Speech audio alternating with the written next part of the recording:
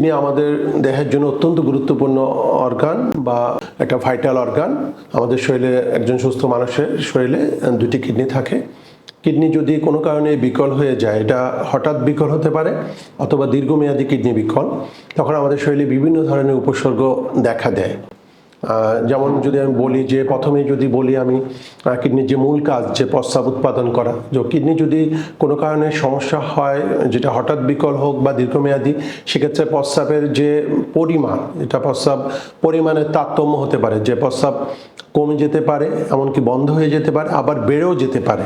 তারপর প্রস্রাবের colour change, যে প্রস্রাবের কালার চেঞ্জ হয়ে যেতে পারে, প্রস্রাবে ফেনা হতে পারে, তারপর রক্ত যেতে পারে যেটাকে বলি হেমাচুরিয়া। তারপরে প্রস্রাবের কিছু লক্ষণ হয় প্রস্রাব করতে যে সমস্যা, যেমন প্রস্রাবে জ্বালা পোড়া হতে পারে। তারপরে এমন হতে পারে রাতের বেলা অধিক প্রস্রাব হতে পারে, এটাকে বলে নকচুরিয়া, সেটাও কিডনির বিভিন্ন ডিজিজে এরকম হতে পারে। তো এটি একটা লক্ষণ খুব গুরুত্বপূর্ণ যে প্রস্রাবের বিভিন্ন ধরনের সমস্যা। এর পাশাপাশি হতে পারে আমাদের যেটা আমরা কমন সবার একটা আইডিয়া আছে যে কিডনির সমস্যা হলেই মানুষের শরীর ফুলে যায়, এটা সত্যি। তবে কিডনিতে যে ফুলাটা, সেই ফুলাটা প্রথমে হয় আমাদের মুখটা ফুলে কিডনি রোগে, তারপরে আস্তে আস্তে সারা শরীর ফুলে যেতে পারে। আবার অনেকের হয়তো মুখে তেমন ফুলে না, হয়তো পায়ের মধ্যেও ফুলতে পারে। সাধারণত মানে টিপিক্যালি যদি বলি, সাধারণত আমাদের চোখের চারিদিকে পেরিঅরবিটাল ইডিমা বলি, ওই জায়গাটা আগে পানি আসে, দেন আস্তে আস্তে সারা শরীরও ফুলে যেতে পারে। আরেকটি যেটি কমন বিলিভ আছে যে ব্যথা, যে কোমরে ব্যথা, এটা অন্যান্য অনেক কারণে হতে পারে, হাড়ের ব্যথা, মাংসপেশির ব্যথা। তবে কিডনিরও কিছু কিছু ডিজিজে ব্যথা হতে পারে, যেমন কিডনি যদি বড় হয়ে যায় যেটাকে বলে হাইড্রোনেফ্রোসিস, অথবা কিডনিতে টিউমার হলো, তারপরে পাস জমলো যেটা পায়োনেফ্রোসিস, অথবা কিডনির এমন জায়গায় পাথর তৈরি হলো যেখানে কিডনিকে ব্লক করে দেয়, তখনও কিন্তু কিডনি শরীরের ন্যাচারাল প্রক্রিয়ায় পাথরগুলিকে বের করার চেষ্টা করে, তখনও ব্যথা হতে পারে। এর পাশাপাশি যদি দীর্ঘমেয়াদী কিডনি বিকল হয় বা হঠাৎ কিডনি বিকল হলে আরটি যেটি হয় যে বমির ভাব এবং অনেক বমি হতে পারে, এটা একটা কমন সিমটম। আরটি আছে যেমন ক্ষুধামন্দা, যে খাওয়ার রুচি কমে যায়। বমির পাশাপাশি খাওয়ার রুচিটাও খুব ইম্পর্টেন্ট। আবার যেটি দীর্ঘমেয়াদী কিডনি রোগে ফ্যাকাশে ভাব, শরীরের কালার চেঞ্জ হয়ে যায়, একটু লেমন ইয়েলো ভাব, মানে হলুদাবো ভাব চলে আসে। আমরা অনেক সময় দীর্ঘমেয়াদী কিডনি রোগীদের ফেস দেখে আমরা বলতে পারি ওরা, কারণ রক্ত শূন্যতা হয়, প্লাস কিডনির দুর্বল হয়ে যাওয়াতে যে ধরনের বিভিন্ন টক্সিক সাবস্টেন্স শরীরে জমা হয়ে আমাদের স্কিনের কালার চেঞ্জ করে দেয়।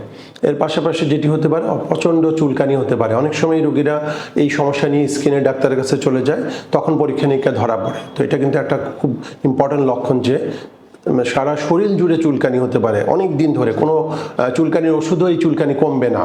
তো তখনই আমাদের মাথায় রাখতে হবে যে এটা কোনো কিডনির সমস্যা আছে কিনা। তারপরে যে বমির কথা বললাম, অনেকে এই বমি নিয়ে গ্যাস্ট্রোএন্টারোলজিস্ট অথবা লিভার বিশেষজ্ঞ কাছে চলে যায়, যে কেন মানে মনে করে যে মানুষের যে ধারণা আছে যে গ্যাস্ট্রিক হওয়ার কারণে হয়তো বমি হচ্ছে, কিন্তু কিডনি রোগে বমি একটা খুব কমন লক্ষণ। তো সেক্ষেত্রে তখন আমাদের যে গ্যাস্ট্রোএন্টারোলজিস্ট অথবা মেডিসিন বিশেষজ্ঞ অথবা লিভার বিশেষজ্ঞরা যখন পরীক্ষা নিরীক্ষা করে, তখন ওরা কিডনি পরীক্ষাটা মাস্ট এখানে করে, তখনই দেখা যায় যে তার কিডনি সমস্যা। আর যেটি আরও কিছু মানে মারাত্মক সিমটম হতে পারে, যেমন অনেক শ্বাসকষ্ট, সিভিয়ার রেসপিরেটরি ডিস্ট্রেস, যে অনেক সময় কি হয় কিডনি যখন কাজ করে না, প্রস্রাব কমে যায়, তখন এই পানিগুলি ফুসফুসে জমে পালমোনারি ইডিমা বলি, এটা সিভিয়ার একটা কন্ডিশন যেখানে রোগী একেবারেই এমনকি মৃত্যুমুখেও পতিত হতে পারে। তারপরে যেটি হতে পারে বুকে ব্যথা হতে পারে, যেমন কিডনি যদি সমস্যা হয় অনেকদিন ধরে সে জানে না, তখন হার্টের যে পর্দা আছে পেরিকার্ডিয়াম, সেটার মধ্যে প্রদাহ হয়ে পেরিকার্ডিটিস বলে, ওটাতে কিন্তু রোগীর সিভিয়ার চেস্ট পেন হতে পারে। এর পাশাপাশি যেটি হতে পারে রোগী তার যে মানে কি বলবো এটাকে কনফিউশনাল স্টেট, মানে রোগীর কাছে তার ব্রেন কাজ করে না, কারণ রোগী তখন দিন রাত এগুলি বুঝতে পারে না, টাইম প্লেস, যে প্লেসে কোথায় আছে তাকে জিজ্ঞেস করে সে বলতে পারবে না। তো এই ধরনের কনফিউশনাল স্টেট তৈরি হয়ে এমনকি অজ্ঞানও হয়ে যেতে পারে। অনেক রোগী আমরা পাই, কারণ আগে থেকে আমাদের দেশে কোনো স্ক্রিনিংয়ের ব্যবস্থা নেই বা আগে থেকে কিডনি রোগ ধরা পড়ে না। অনেক সময় রোগীরা একেবারে অ্যাডভান্স স্টেজে, এমনও রোগী পেয়েছি যে তার ক্রিয়েটিনিন 25, কেউ 20, 30, ওই স্টেজে আসে, এমনকি অজ্ঞান হয়ে নিয়ে আসার পরে পরীক্ষা নিরীক্ষা করতে করতে দেখা যায় যে তার কিডনি টোটালি ফেলিউর হয়ে গিয়েছে।